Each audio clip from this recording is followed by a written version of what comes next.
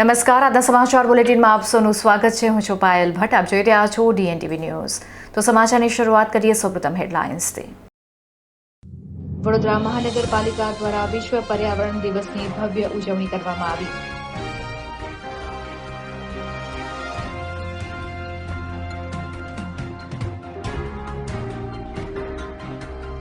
વડોદરામાં બેફામ કાર ચાલકે કરજણના રિક્ષા ચાલકને અડફેટમાં લેતા રિક્ષા ચાલક અને મુસાફર લોહી લુહાણ.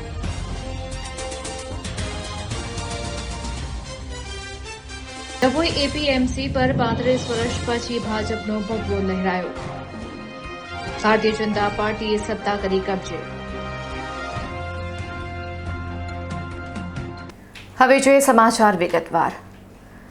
વડોદરા મહાનગરપાલિકા દ્વારા વિશ્વ પર્યાવરણ દિવસની ઉજવણી અંતર્ગત દંતેશ્વરમાં વૃક્ષારોપણ કરવામાં આવ્યું. આ સાથે જ હરણીમાં ઓક્સિજન પાર્કનું લોકાર્પણ કરવામાં આવ્યું.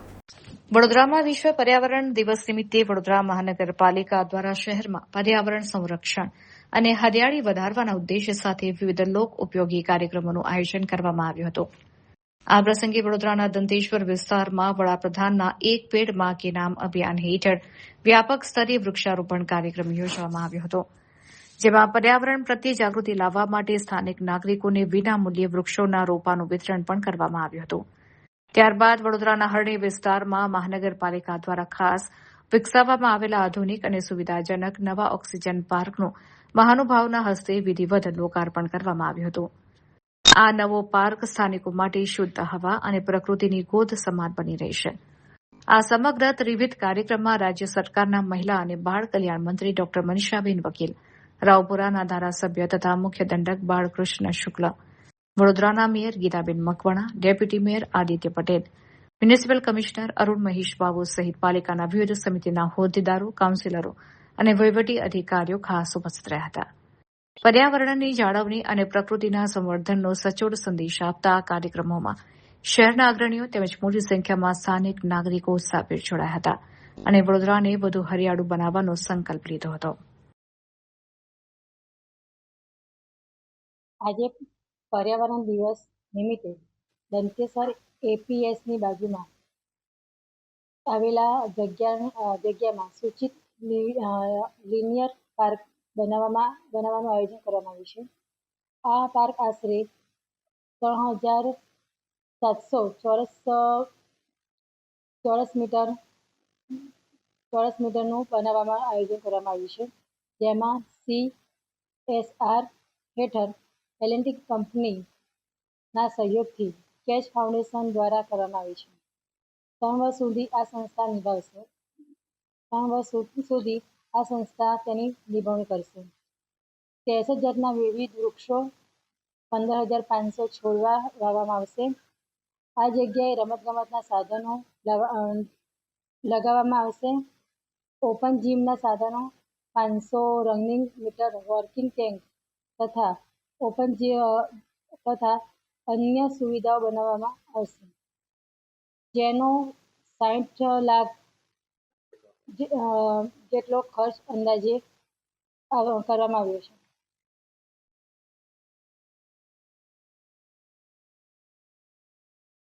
વડોદરાના ભીમનાથ બ્રિજ ઉપર બેફામ કાર ચાલકે કરજણના રિક્ષા ચાલકને અડફેટમાં લેતા રિક્ષા ચાલક અને મુસાફર ગંભીર રીતે ઇજાગ્રસ્ત થતા સારવાર હેઠળ SSG હોસ્પિટલમાં ખસેડવામાં આવ્યા છે.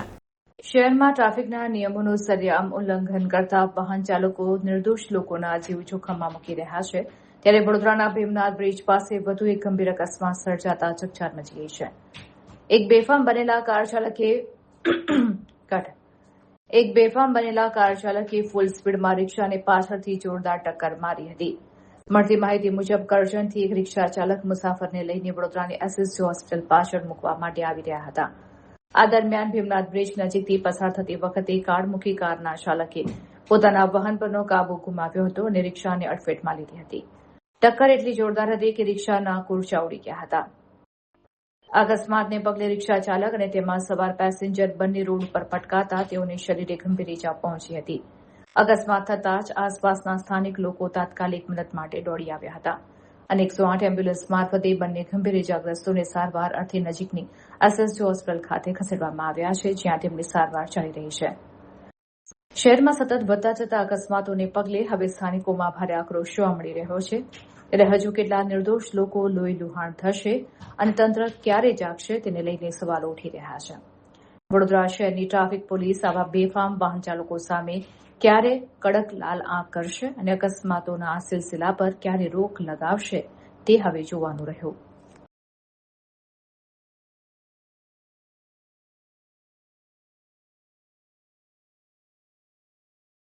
ડભોઈ એપીએમસી પર 35 વર્ષ પછી ભાજપનો ભગવો લહેરાયો છે. આમ ભારતીય જનતા પાર્ટીએ સત્તા કબજે કરી લીધી છે.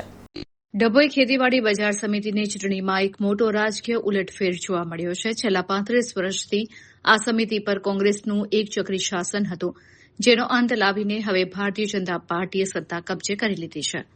સમિતિના પ્રમુખ અને ઉપપ્રમુખ પદની વરણી બિનહરીફ કરવામાં આવી છે. ઉલ્લેખનીય છે કે સમિતિના કુલ 16 સભ્યોમાંથી 12 સભ્યો ભાજપના અને 4 સભ્યો કોંગ્રેસના ચૂંટાયા છે.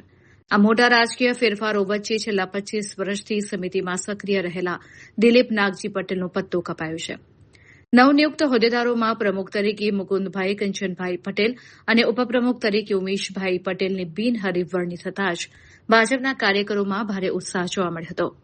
વડોદરા જિલ્લા ભાજપ પ્રમુખ બ્રિજેશ બ્રહ્મભટ્ટ, મુકેશભાઈ વસાઈવાલા, પ્રહલાદભાઈ પટેલ, દિલીપભાઈ નાગજીભાઈ સહિત મોટી સંખ્યામાં ઉપસ્થિત કાર્યકર્તાઓએ ફૂલહાર પહેરાવીને નવા હોદ્દેદારોનું ભવ્ય અભિવાદન કર્યું હતું. આ પ્રસંગે નવા પ્રમુખ મુકુંદભાઈ પટેલે ખેડૂતોને ખાતરી આપતા જણાવ્યું હતું કે આવનારા સમયમાં ખેડૂતોના જે પણ પ્રશ્નો અને મુશ્કેલીઓ છે તેનું વહેલી તકે નિરાકરણ લાવવામાં આવશે. આ ઉપરાંત ખેતીવાડી બજાર સમિતિમાં જે નવા ગોડાઉન બનાવવાનું કામ બાકી રહી ગયું છે તેને પ્રાથમિકતાના ધોરણે ખૂબ જ ઝડપથી પૂરું કરવામાં આવશે.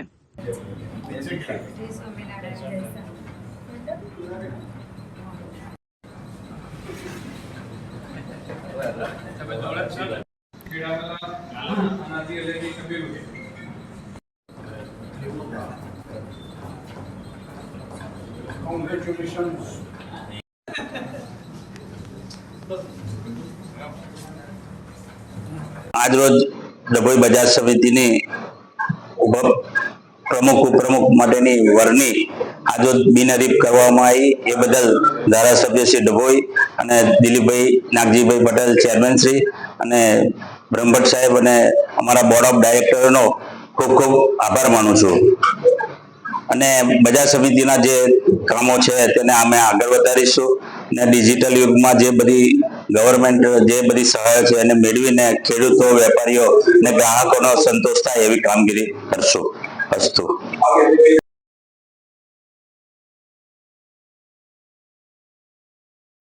વાઘોડિયાના વલવા ગામની સીમમાં લીલાખ્યારના વૃક્ષોનું નિકંદન કાઢતા 2 શખ્સો ઝડપાઈ ગયા છે, જ્યારે અન્ય 2 શખ્સો ફરાર થઈ ગયા છે.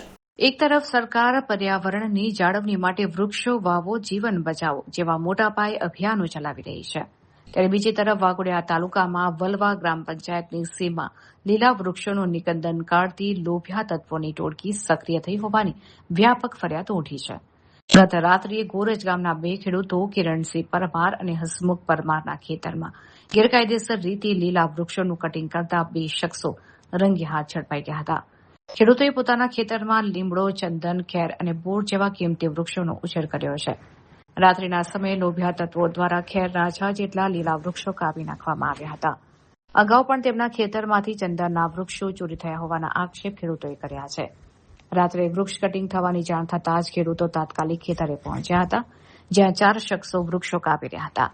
ખેડૂતોએ તેમાંથી 2 શખ્સો અજીત વજીસિંહ નાયક અને હિતેશ નાયકને ઝડપી પાડ્યા હતા, જ્યારે અલ્પેશ રમણભાઈ પરમાર અને અજય ચૌહાણ નામના 2 શખ્સો અંધારાનો લાભ લઈને ભાગી છૂટ્યા હતા. ખેડૂતોએ તાત્કાલિક 112 નંબર પર ફોન કરીને પોલીસને બોલાવી બંને આરોપીઓને પોલીસ સ્ટેશન સોંપ્યા હતા અને ફરિયાદ નોંધાવી હતી.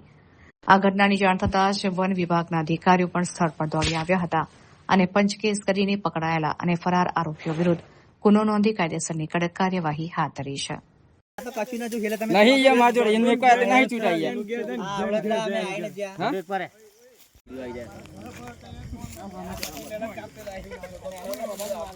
कोई आने बच्चे ऊपर रख ला કુંદન આખા કઈ કુંદન તું ના કુંદન તું આગળ ટુકડો આલ દેરા માથા પર ખેરના મેં કાપી કે મેં બોલાવું મત મેં હા પણ તું ઉભો રહે તને ખબર પડે આ મહી ચોરી કરાયા ઉપર મહી અહીં ઊભી રે અહીં તમારી આ ચંદનો બહુ કાપી નાખી ફૂલ ચંદનો છે જબરદસ્ત ચંદનો જબરદસ્ત કાપી નાખે તો મને સમજાવો તો ને બીજો ક્યાં હોતા આગળ કે એક બેન ત્રણ બીજો તો સાહેબ મેં બતાવ્યું કે લોકો કપાઈ ગયા તે તો પછી હા એવું બીજું કોઈ બાકી બહુ પતલા નીકળવાના આ દાડા ના ચાલે ત્યાં બી બીજા તો કાપવાનું રહી ગયા બાકી રહી ગયા પણ તો 20 છે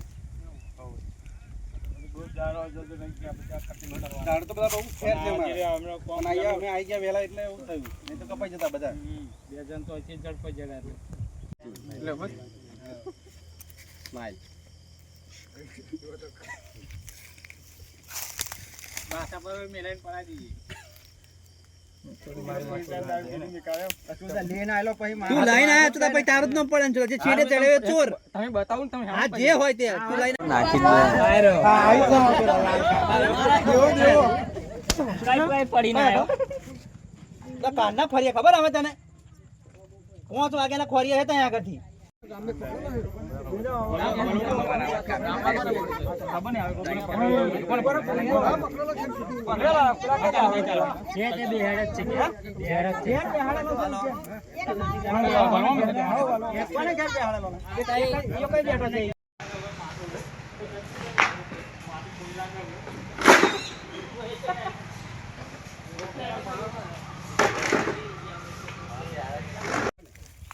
આધાર કાર્ડ ની ઝેરોક્ષ તો લઈ આવજો ને તો આધાર કાર્ડ લઈ આવજો નાના આંકડા વાળું છે બોલજો તમે આવજો કેમ કે અમે એવું કે છે પેલા બે પંચ માટે 122 એટલે હિતનને ફોન કર્યો તો કે મારા પપ્પા હોય એમને કે જે લઈ આવે પણ આધાર કાર્ડ લાવજો હે પેલા આવ્યા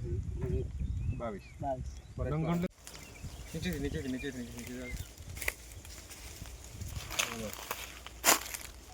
આ બાજુ રાખજો હા એવી રીતે બસ એવી રીતે જો હા ક્યાં હા તો વેલો આવી જાય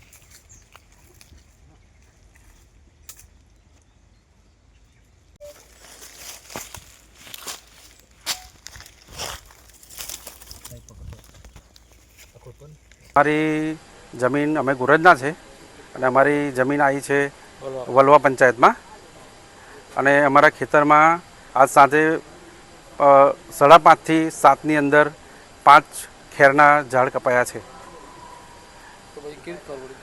અમને આ બાજુમાં જે રહે છે એમને કીધું ને બીજા ગામના જે બીજા હતા બધા છોકરા બધા એ લોકોએ અમને જાણ કરી કે આવી રીતના તમારે ત્યાં ખેતરમાં કપાય છે. તો વેપારી એટલે અમને તો ખબર નથી કે આ કોણ છે કોણ નહીં. પછી અમે ત્યાં ગયા અને જોયું તો આ 2 જણ જે હમણાં લાયા છે એ 2 જણને પકડીને લાયા છે. કટિંગમાં બધા ખેર જ છે. અમે જાણ થઈ એટલે અમે 112માં ફોન કર્યો. 112માં જાણ કરીને પછી અહીંયા આવ્યા વાઘોડિયા પોલીસ સ્ટેશન. વલવા પંચાયતને અમારી જમીન આવી છે એમાં મેં આ ગોરજનો છું. તો તે ઝાડી કપાતી રીતે અમને જોન થઈ તો અમે જોવા ગયા. બધી ખેર જ છે. હા પોલીસને ફોન પર કે અમારા ભત્રીજાએ વાઘોડિયા.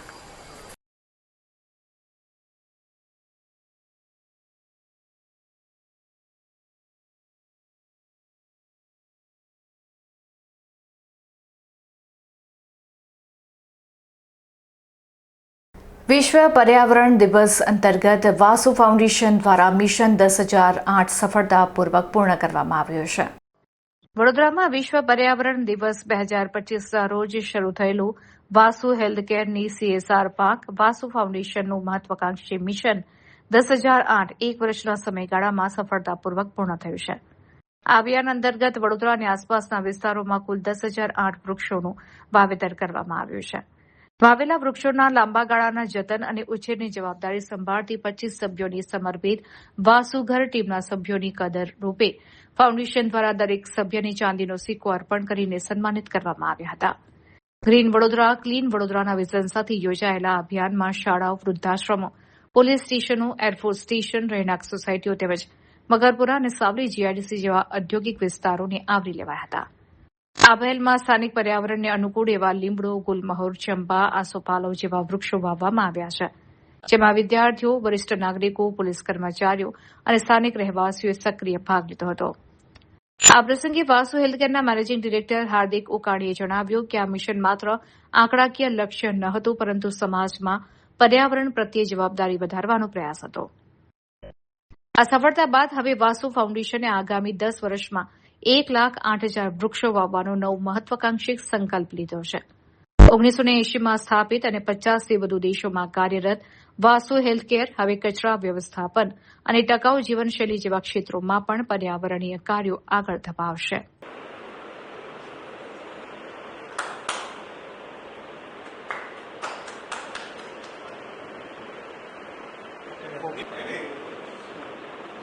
एप्रिशिएट करता हूँ क्योंकि काफी मेहनत की है, कटिंग करવું પડે એટલે મેં 4 સ્પીસીસને उसमें વાવ્યા અને આનાથી ફ્યુચરમાં એવું થશે કે પક્ષીઓને પણ એક બેનિફિટ થશે કારણ કે આપણે એક સારા પ્લેટફોર્મ પર લઈ જઈએ.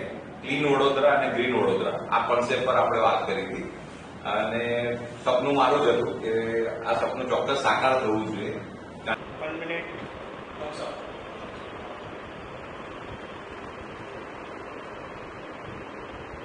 આ અંગે મારે કહેવું એ છે કે બરોડા એક પોટેન્શિયલ સિટી છે, ગ્રીન સિટી છે, ક્લીન સિટી છે કમ્પેર ટુ ધ અધર. તો આ વસ્તુને, આ મુહિમને આગળ લઈ જવા માટે ઘણું બધું શહેરીકરણ થઈ રહ્યું છે. બરોડામાં પણ અત્યારે ચારે બાજુ રિંગ રોડ અને ઘણા બધા બિલ્ડરના પ્રોજેક્ટને ઘણું બધું આવી રહ્યું છે. તો વાસુની પહેલ એ જ છે કે કેવી રીતે બરોડાને વધારે ગ્રીન બનાવીએ અને આ વસ્તુ કરવા માટે અમે લાસ્ટ 1 વર્ષ પહેલાં બરોડામાં 10,008 ઝાડનું વૃક્ષારોપણ કરવાનું ટ્રી પ્લાન્ટેશનનું એક મિશન અમે લીધું અને વિધિન 1 યર મને આશ્ચર્યની વાત એ છે કે અમારા ટીમના એફર્ટ્સથી અને ઘણા બધા લોકોના સપોર્ટથી અમે અચીવ કરી શક્યા અને આજે હું પ્રાઉડલી કહી શકું છું કે આજે અમે 10,008 ઝાડ 1 વર્ષમાં ઉગાડી દીધા છે. ભવિષ્ય સાચું કહું ને તો અમારું સપનું હંમેશા મોટું જ હોય છે, કારણ કે વિઝન જોવું તો નાનું શું કરવા જોવું. એટલે 1,08,000 ઝાડનું અમારું સપનું છે આવનારા 10 વર્ષમાં.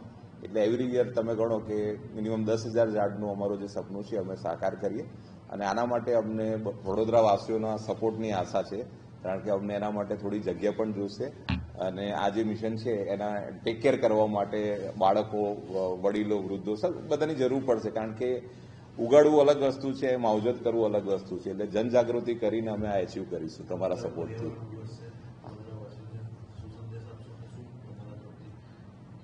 હા, આવતીકાલે પણ અમારો હજી અભિયાન છે. 1 દિવસમાં અમે કાલે 1,008 ઝાડ ઉગાડવાના છીએ અને સવારે 8 વાગ્યાથી અમારો પ્રોગ્રામ સ્ટાર્ટ થશે લગભગ 12 વાગ્યા સુધી. અને મેસેજ એ જ છે કે એક નાની પહેલ, એક હાર્દિકભાઈ ઉકાણીનું એક સપનું કે બરોડામાં કહેવાય ને 1 વર્ષમાં 10,008 ઝાડ ઉગાડવા છે. તો જો આવા 10 હાર્દિક ઉકાણી ઊભા થઈ જાય તો વર્ષમાં આપણે 1 લાખનું અચીવમેન્ટ કરી શકીએ. એટલે દરેક માણસ દરેક વસ્તુ કરી શકે છે અને જો સારો ઈરાદો હોય અને સારા હૃદયથી કરેલા કામ હોય છે તો ભગવાન બી સપોર્ટ કરે છે. એટલે એક ટીમ બની જતી હોય છે. એના માટે બહુ મોટું વિઝન કરવાની જરૂર નથી. એક નાના એટેમ્પથી પણ સારું કામ થઈ શકે છે. એટલે સપનું એ જ છે કે બધા એટેમ્પ કરીએ અને એટલીસ્ટ આપણે આપણા સિટીને ચોખ્ખું કરીએ અને ઘણું બધું કામ થયું છે બરોડામાં હજી.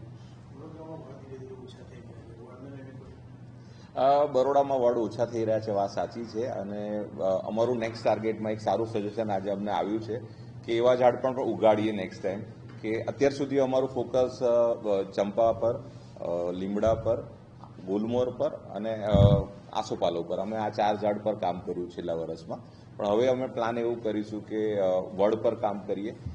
જરૂર પડે તો એમાં અમે ફ્રૂટ્સ, સપોઝ જાંબુના ફ્રૂટ હોય, સીતાફળ છે, આંબા, આપણે કહેવાય ને કે જાંબુ, એટલે 3-4 ઝાડ એવા લઈશું કે ફ્રૂટ બેઝ પણ હોય અને વડ બેઝિકલી વાત સાચી છે આપની કે વડ જે જૂના હતા એ ઘણા બધા કપાઈ પણ ગયા ડેવલપમેન્ટમાં, પણ એના માટે થોડીક અમને જગ્યાની રિક્વાયરમેન્ટ પડશે, એટલે સપોર્ટથી અમે આ કરી શકીશું. આજે ઓવરઓલ આ જે પ્રેસ કોન્ફરન્સ બોલાવવાનું એક કારણ એ પણ છે કે જે અમે અમારી ટીમને એપ્રિશિએટ કરી, અમારી સાથે 25 જણ જે કહેવાય ને અમારા વાસુધરો, જેને દિવસ રાત જોયા વગર અથાગ પ્રયત્ન કર્યો અને આ સપનું સાકાર કરી બતાવ્યું. કારણ કે મારું તો એક સપનું હોય અને થોડો ઘણો એટેમ્પ હોય, પણ સાથે સાથે ટીમ વર્ક અને ટીમ એફર્ટ્સ વગર આ સપનું સાકાર ના થાય. એટલે અમે દરેક વ્યક્તિ જે અમારી સાથે હતા એને એપ્રિશિએટ કરવા માટે એક સર્ટિફિકેટ ઓફ એપ્રિશિએશન પ્લસ એક સિલ્વર કોઈન, આ બંને વસ્તુ અમારે એ લોકોને આપવાના છીએ હમણાં બસ આ પ્રોગ્રામમાં. અને એ લોકોને અમે એપ્રિશિએટ કરીએ છીએ કે આ ટાઈપનો જ અમને સપોર્ટ કન્ટિન્યુઅસ આપે, જેથી આ ટાઈપના કહેવાય ને મોટા સપનાઓ અમે ઇઝીલી સાકાર કરી શકીએ. Thank you.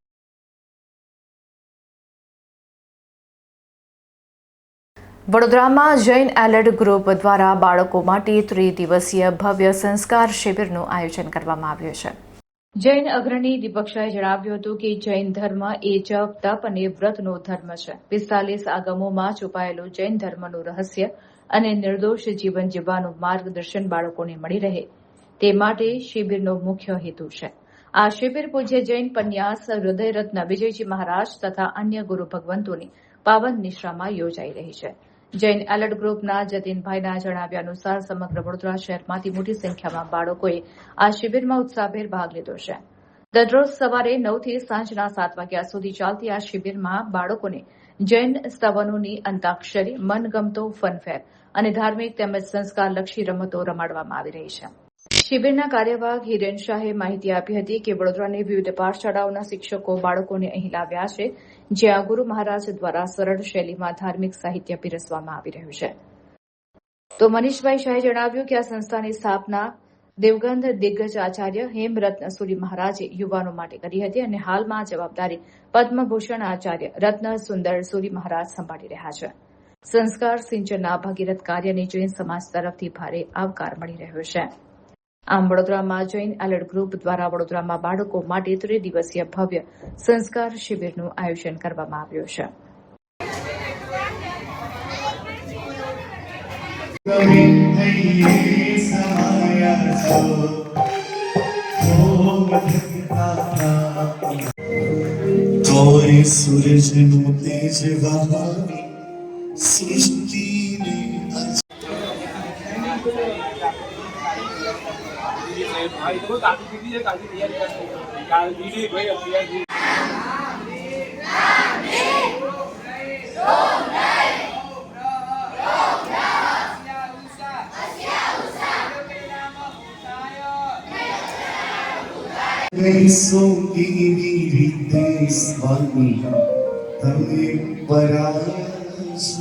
જી જ્યારે સંસ્કારોનું ધોવાણ થઈ જાય, સંસ્કાર શિબિરો કરવી પડે, તો ના કરો તો આ બાળકો અત્યારે જે આધુનિક શિક્ષણ મળે છે એ માત્ર નોકરીલક્ષી શિક્ષણ છે, પૈસા જ કમાવો બાકીનું કંઈ છે નહીં.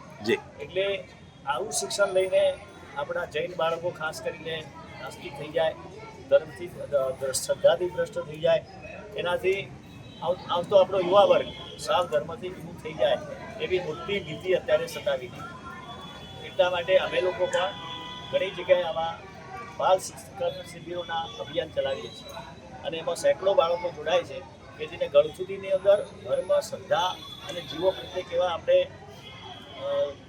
લાગણીશીલ રહેવું, દેશ પ્રત્યે કેટલા આપણે એ રહેવું, એ બધું આપણે સંસ્કારની શીખવાડીએ છીએ. જો આ નહીં શીખવાડવામાં આવે તો એક પાક એવો આવશે કે જે દેશનું કંઈ ભલું નહીં કરી શકે, કે પોતાના ફેમિલીનું પણ ભલું નહીં કરી શકે, પોતાના સ્વાર્થની અંદર પોતાની જિંદગી વિતાવશે, જે સારું નહીં હોય. આજે સાહેબ જે વર્તમાન યુગ છે, મોબાઈલનો યુગ છે, નાનું બાળક હોય એ રડવા માંડે તો એ માં એને મોબાઈલ પકડાઈ દે છે અને પછી એ મોબાઈલમાં બાળક મોટું થઈને શું જુએ છે એ ખબર પડતી નથી. તો આમાં મોબાઈલથી દૂર કરવા માટે આપની કોઈ ફોર્મ્યુલા ખરી બાળકો માટે? ધાર્મિક એક્ટિવિટી આપો તો મોબાઈલથી દૂર થાય છે. જી, એટલે અમે બાળ સંસ્કરણમાં 12 મહિના સુધી ચલાવેલી છે. એના પોઈન્ટ આવવાના હોય, એ પોઈન્ટ ભેગા કરવા માટે મોબાઈલથી દૂર થઈને આ બધી એક્ટિવિટીના દિવસમાં કરતા હોય. જી, તો આ એક જ રસ્તો છે કે જેના દ્વારા આપણે એવું સરસ પકડાવવા રમકડું કે પેલું ખોટું રમકડું છૂટી જાય. બરાબર, ધર્મના પણ આવા રમકડા છે, એની ગેમ્સ છે, આવું બધું એક્ટિવિટી આપો તો પેલી ખોટી ગેમથી અટકી જાય. બરાબર.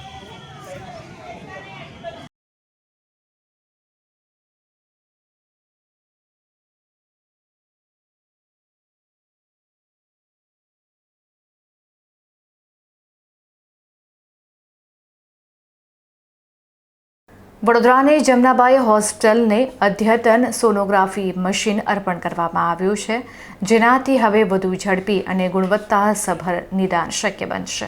વડોદરાની જમનાબાઈ જનરલ હોસ્પિટલ ખાતે દર્દીઓને વધુ ઝડપી અને ગુણવત્તાસભર નિદાન સેવા ઉપલબ્ધ કરાવવા માટે આ મશીનનું લોકાર્પણ કરવામાં આવ્યું હતું. CSR એક્ટિવિટીના ભાગરૂપે કેન્ફિન હોમ્સ લિમિટેડ દ્વારા મશીન હોસ્પિટલને અર્પણ કરવામાં આવ્યું છે. વડોદરાના 4 દરવાજામાં આવેલ જમનાબાઈ જનરલ હોસ્પિટલ ખાતે આયોજિત કાર્યક્રમમાં civil surgeon doctor VM Kantariya, doctor NJ Parikh, PR Rao સહિતના અધિકારીઓ અને કેન્ફિન હોમ્સના પ્રતિનિધિઓ ઉપસ્થિત રહ્યા હતા. નવા સોનોગ્રાફી મશીનના લોકાર્પણ બાદ હોસ્પિટલમાં ગર્ભાવસ્થા, પેટ, યકૃત, કિડની, થાઇરોઇડ સહિતની વિવિધ તપાસ વધુ ચોકસાઈ અને સ્પષ્ટતા સાથે થઈ શકશે. આ સુવિધાથી દર્દીઓને ઝડપી નિદાન મળશે, રાહ જોવાનો સમય ઘટશે અને ખાનગી કેન્દ્રોમાં થતા ખર્ચમાંથી પણ રાહત મળશે. હોસ્પિટલની નિદાન ક્ષમતામાં વધારો થતાં દરરોજ આવતા હજારો દર્દીઓને આધુનિક આરોગ્ય સેવાનો વધુ લાભ મળશે.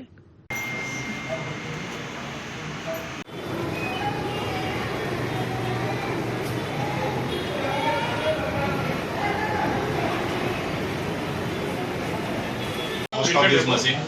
Sorry, what is the cost of this machine? It is around 18 or 20 lakhs.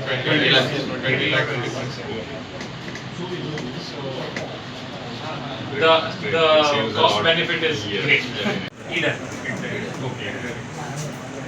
It is a newer company in the segment, but જે specifications, high specifications આપણને જોઈતા હતા એ within the budget they were able to give. Once we start doing 3D 4D ultrasound, a probe actually cost કરે છે single induced probe is 2 lakhs 3 lakhs to 7,000. Anomaly scans, depending on the experience of the radiologist. How much daily report you can expect from this machine over here? This machine daily reports it will हाँ साहब ने आपको 10 years old. Company head ने आपको But right now for what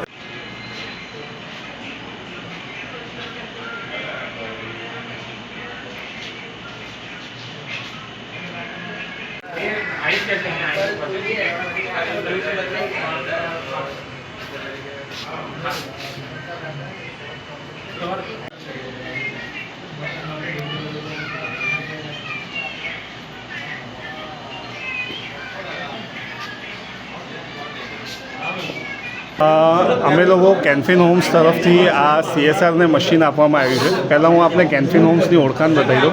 કેન્ફિન homes limited એ 35 વર્ષ જૂની company છે. એ હેડક્વાર્ટર્ડ at Bangalore છે. 1997થી વડોદરા બ્રાન્ચમાં છે આપણી, અલકાપુરી શાખા આપણી છે. ત્યાંથી અમે દર વર્ષે CSR અંગત કંઈક ને કંઈક આવી કોઈ બી ટ્રસ્ટને કાં તો કોઈ બી હોસ્પિટલને અમે મદદ કરીએ જ છે. આ વર્ષે અમે જમનાબાઈને આપ્યું છે એક્સરે મશીન, જે અદ્યતન મશીન હતી. અમારા જાણમાં આવ્યું કે જમનાબાઈ હોસ્પિટલને એક્સરે મશીનની રિક્વાયરમેન્ટ છે, કારણ કે એમને ઘણા બધા દર્દીઓને છે ને બહાર મોકલવા પડે છે. તો અમે અમારી કંપનીને રિક્વાયરમેન્ટ મોકલાવી અને અમારી કંપની આ રિક્વાયરમેન્ટ પ્રોસેસ કરી. આજે અમારી સાથે અમારા ચીફ મેનેજર મૌલેશ સર બી આવ્યા છે અને ડૉક્ટર સાહેબના માર્ગદર્શન હેઠળ અમે આ પ્રેક્ટિકલી પોસિબલ કર્યું છે. એના માટે હું બંને જણને ખૂબ ખૂબ આભાર માનું છું અને ભવિષ્યમાં બી આવી કોઈ એક્ટિવિટી થશે તો અમે કરીશું. હાલમાં આપણે આજ રોજ જનરલ હોસ્પિટલ જમનાબાઈ ખાતે કેન્ફિન હોમ્સ લિમિટેડ તરફથી CSR ફંડ અંતર્ગત અદ્યતન સોનોગ્રાફી મશીન આપણને ફાળવવામાં આવ્યું છે અને જેના કારણે આપણે 3D 4D અને બીજા અનેક રિપોર્ટ માટે અન્ય અત્રેના રેડિયોલોજીસ્ટમાં વિભાગમાં સુવિધા ઉપલબ્ધ થશે. ના, ચાર્જ નથી લેવામાં આવતો. હા, રેડિયોલોજીસ્ટ 2 રેડિયોલોજીસ્ટ હાલમાં આપણી પાસે ઉપલબ્ધ છે અને તેઓ સોનોગ્રાફી માટે કરી શકે.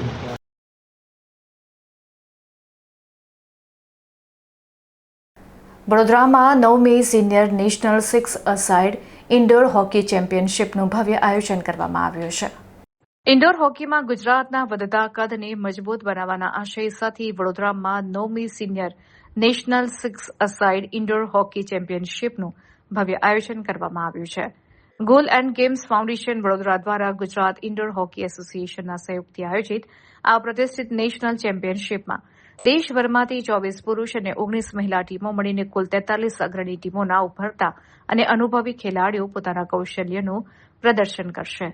આ હાઈ વોલ્ટેજ રમતગમત અને મહોત્સવનું ઉદઘાટન વડોદરાના મ્યુનિસિપલ કમિશનર અરુણ મહેશ બાબુ અને ભારતીય હોકીના દિગ્ગજ ઓલિમ્પિયન પદ્મશ્રી ધનરાજ પિલ્લેની પ્રેરણાદાયી ઉપસ્થિતિમાં થશે.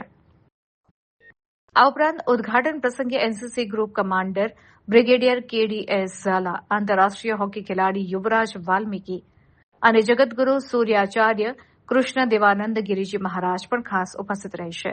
આ ચેમ્પિયનશિપનો મુખ્ય હેતુ ભારતમાં ઇન્ડોર હોકીના ઇકોસિસ્ટમને મજબૂત કરવાનો અને સ્થાનિક પ્રતિભાઓને રાષ્ટ્રીય પ્લેટફોર્મ પૂરું પાડી ભવિષ્યના ચેમ્પિયન તૈયાર કરવાનો છે. આ ભવ્ય આયોજન અંતર્ગત હોટેલ સૂર્યા સયાજીગંજ ખાતે એક વિશેષ પ્રેસ કોન્ફરન્સનું આયોજન કરવામાં આવ્યું હતું, જેમાં મીડિયાના માધ્યમથી ગુજરાતના રમતગમતના આ અનોખા નેતૃત્વને રાષ્ટ્રીય સ્તરે પહોંચાડવા માટે આહવાન કરાયું છે.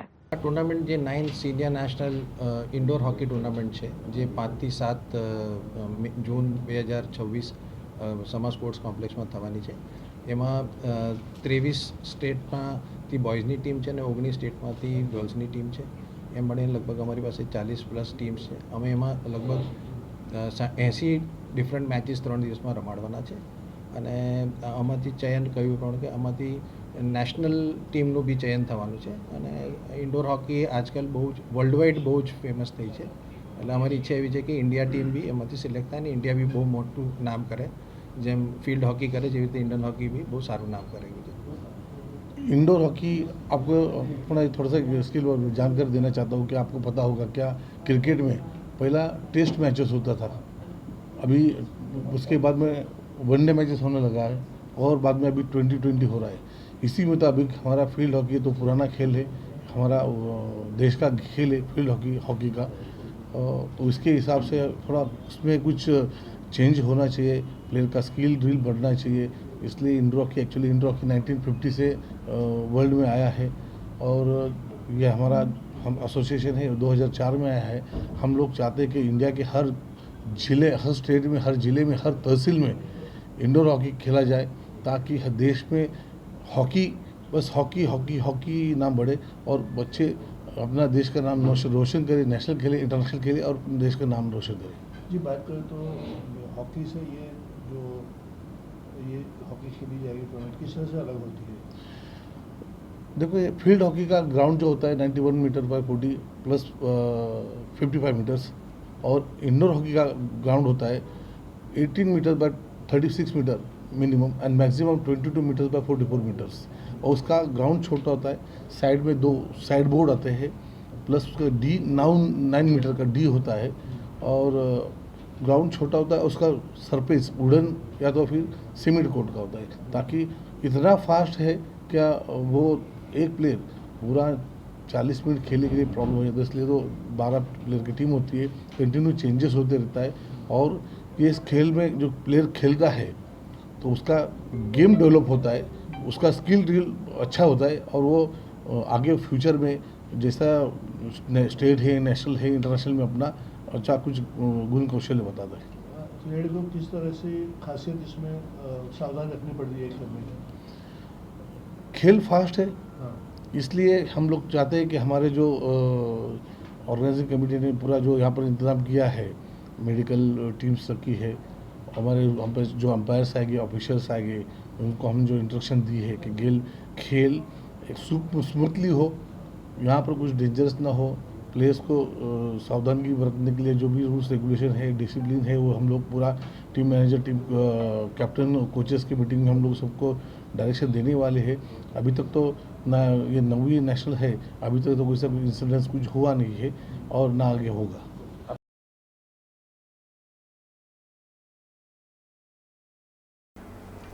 તો આ હતા અત્યાર સુધીના સમાચાર. વધુ સમાચાર સાથે ફરીથી મળીશું, ત્યાં સુધી મને રજા આપશો. નમસ્કાર.